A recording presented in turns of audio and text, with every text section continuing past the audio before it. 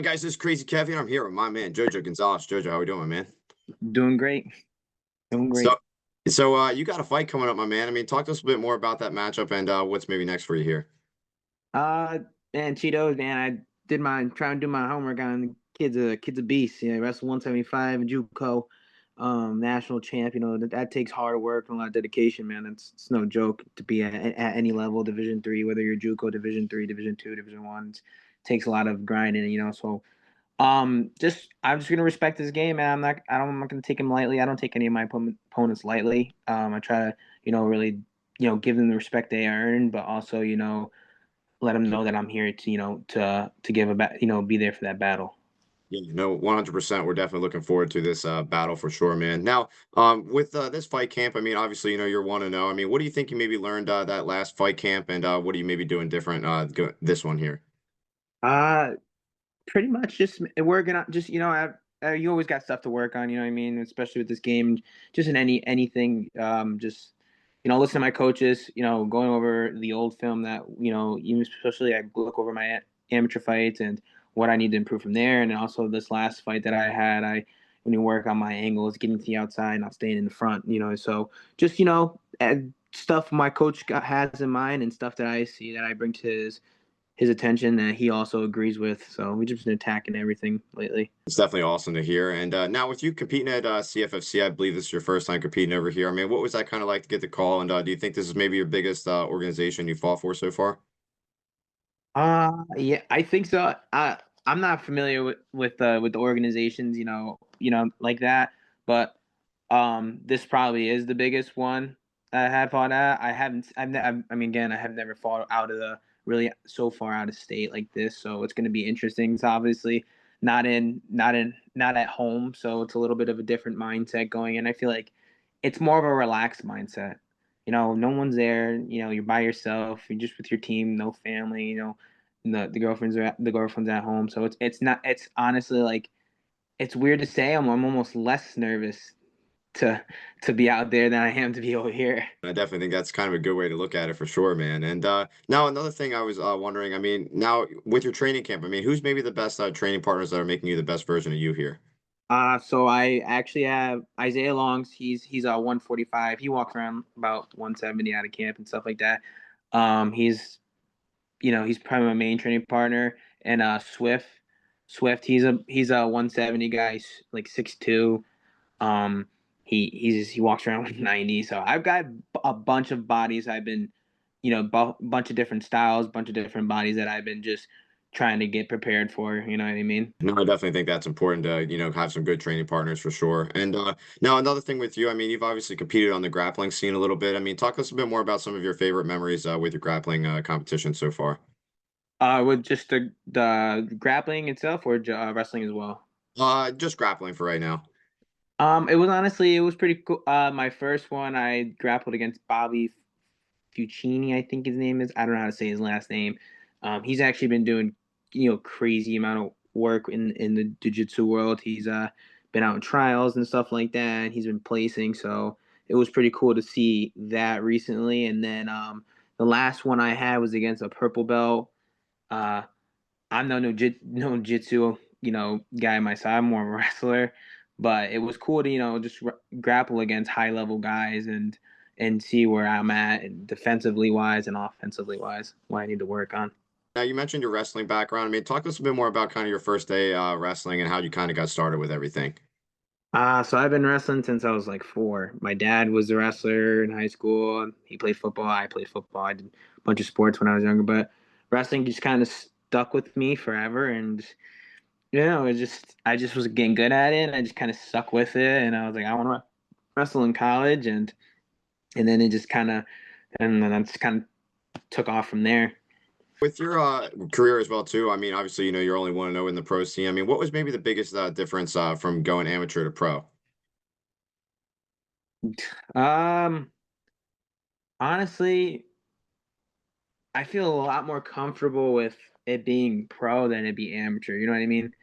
I don't know why. It was the first fight I had. It was like I was nervous. I mean, you're always nervous to be in a cage, and anybody that tells you they're not nervous, that means they're either crazy or they're just not ready. But um, it was nervous in a good way, but it just felt like I was just meant to be there and in the moment. I just, I've competed, over thousands and thousands of wrestling matches, and I have seven, 7, 8 fights under my belt. It just it felt good. It felt I was just nervous in the good ways, not in the bad ways, I guess. Definitely, I think that's a good way to look at it. And now another thing I was curious about as well too. I mean, obviously, you're a beast and whatnot in the cage, but I mean, what do you kind of like to do outside the cage when you're not in there training and fighting? Dude, I'm loving the video game world right now. Okay. I actually was playing before I called you. I've been playing Ready or Not. Oh, okay. Yeah, Very nice. dude, Yeah, yeah. game is elite. It's a frustrating game, but it's like a fun frustrating, not like COD where you're sliding all over the place. Even though I do like my Call of Duty, but I'm also waiting for the Ghost of Yoti from the Ghost of Tsushima, the samurai game. I know.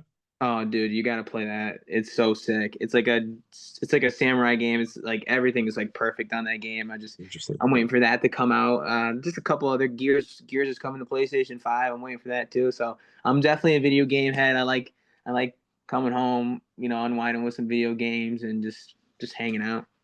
No, it's definitely a good vibe for sure, man. And I was checking out your arm as well too. You got a couple sick tattoos. I mean, what's maybe some of your favorite ones that you got? One of my favorite tattoos is the tattoo I have on my rib cage. Um, it's my girlfriend's favorite Bible verse. It's Philippians 4:13. I can do all through Christ who strengthens me. So that's I think one of my favorite tattoos. And I don't know if you saw, or I think I did have this my last fight, but I got leg tat, my first leg tat, I think I did and now. I think that's like really close. Like I think tied with that tattoo as well. It's just God coming down, touching man's hand, and it's my tattoo artist. He's a really good friend of mine. He put a hand wrap around man's hand, so it was pretty cool, like a nice little sentimental touch to it. So It's incredible, man. That's definitely some cool art for sure. And now, do you maybe plan to get any more in the future or anything like that? I want to kind of attack this leg here that I already have started. I might go on the inside of it, but I'm not sure what I want to do. I'm just playing it by ear. Just like I have like a bunch of tattoos pages I follow on TikTok, so I look at them I'm like that's a pretty nice tat. No, I definitely hear you. I'm like kind of the same way. I follow like MMA tattoos and whatnot on Instagram. I try to keep up with them. I definitely think it's interesting for sure. And now, getting back in your MMA career, I mean, what's maybe some of your goals that you might have at the moment? I honestly just try to enjoy this process as much as I can. You never one thing I really learned from just college wrestling in general, it's like you're not an athlete for forever, and I want to try to make this, take this as far as I can, no matter where it goes. If it goes far, great. If it doesn't, it's just that's what life is, just sign the cards. So I just take it, take my training seriously, take these moments I have and the opportunity I get to train because not a lot of people can say they can train and stuff like that, and just take them and be grateful for them and just, you know, continue on and try to make this journey a career. Yeah, no, I definitely think that's important. And like you mentioned earlier in the interview, you're going to be traveling a little bit for CFFC. Do you maybe have any dream locations on maybe where you like to fight one day? I, Dude, I don't know. I want to fight everywhere, anywhere and everywhere. It's cool to travel.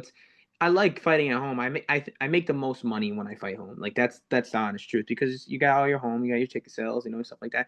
But honestly, traveling, man, it's like it's an away game. And, it's a weird weight lift off your shoulders when you're away and you're not on home turf and you don't have people there. It's just like you just focus on you know what I mean, and the and in your team. You mentioned with the tickets and everything. I mean, how do you kind of deal with like having to sell the tickets and everything like that, and then also focus on your fight as well too? My mom handles all that. Good. my That's important. mom, my mom, she does all the ticket sales and stuff because I always get them shipped to my house. I live up here in Wilbraham with my girlfriend because it's like close to my gym. Um, so we live up here, and I always get them shipped to my mom's house. I'm like, all right, here's about 70, 90 tickets, like just, and then she usually sells all of them. So No, it's important. That's definitely a smarter way to go about it. I know a lot of fighters have to deal with that stuff, and it definitely seems hectic. And now another thing I was curious about as well too. I mean, when you're training and whatnot in the gym, I mean, what's the vibe kind of like? What kind of music do you like to listen to when you're in there training and whatnot? Sometimes it all depends on what coach is in the mood for. We coach got a Jeremy has got a great taste in music, but sometimes it's nothing. Okay. Sometimes it's honestly like sometimes he just doesn't turn it on. I don't know if he does it on purpose or whatnot, but like today he had a little bit of music going, but he it's just like you don't have music when you're in there, so it's like I kind of like when he doesn't put it on. It was like okay, because this is like a real thing. You know what I mean? You're not Yeah. gonna have this kind of like music consistently going like that outside motivation. If you like a song, you know you get pumped up. Like you gotta like figure your way through this whole thing. So it's like I don't know if he does it on purpose. I don't know if he does, but I'm gonna go with like hip hop or rock.